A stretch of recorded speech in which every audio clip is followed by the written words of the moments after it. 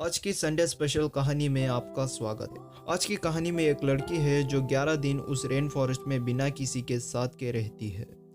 24 दिसंबर 1971 Christmas का दिन था। जूलियन अपने नाना के घर अपनी माँ के साथ जाने के लिए तैयार होती है। वो लांसा फ्लाइट 508 में बोर्डिंग करती है।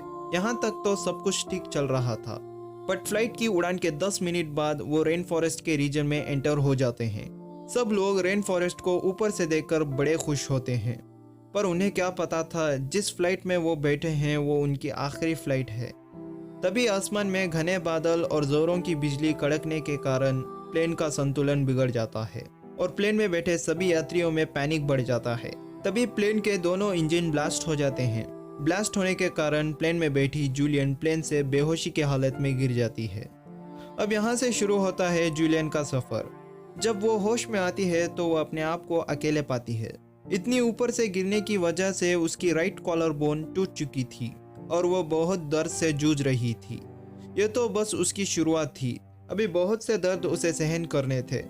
अगर आप ऐसे ही स्टोरीज चाहते हैं तो चैनल को सब्सक्राइब कर लो, क्योंकि मैं हर संडे ऐसे वीडियोस डालता रहता हूँ। तो वापस से आ जाते हैं अपने टॉपिक की तरफ। जूलियन को गिरे अब 3 घंटे हो चुके थे और अब उसे बहुत जोरों की भूख लग रही थी। इसी बीच उसे अपनी माँ की याद भी बहुत आ रही थी, तो वो अपनी माँ को ढूंढने के लिए निकल जाती है। क्योंकि जूलियन अपनी माँ और बाप के साथ जंगलों में जा चुकी थी, तो उसे जंगलों में कैसे सरवाइव किया जाता है उसे सब पता था। पर तब उसके साथ उसके पेरेंट्स हुआ करते थे, पर अब वो अकेली है। आसमान में रेस्क्यू प्लेन जाते रहते हैं, बट घने जंगल होने के कारण उसे प्लेन नहीं दिखती। अब जूलियन को तय करना था कि उसे इस जहरीले पेड़ों और खूंखार जानवरों से बचकर इस जंगल से बाहर निकलना था। वो ऐसे ही रास्ते ढूंढते ढूंढते 3 दिन उस जंगल में बिता देती है। दिन भर रास्ता ढूंढना, रात में किसी सुरक्षित जगह देखकर सो जाना, ये उसका डेली रूटीन हो चुका था। पर उसे अभी तक कोई भी सफलता हासिल नहीं हुई। जूलियन अब हिम्मत हार चुकी थी। उसे कोई भी रास्ता समझ नहीं आ रहा था।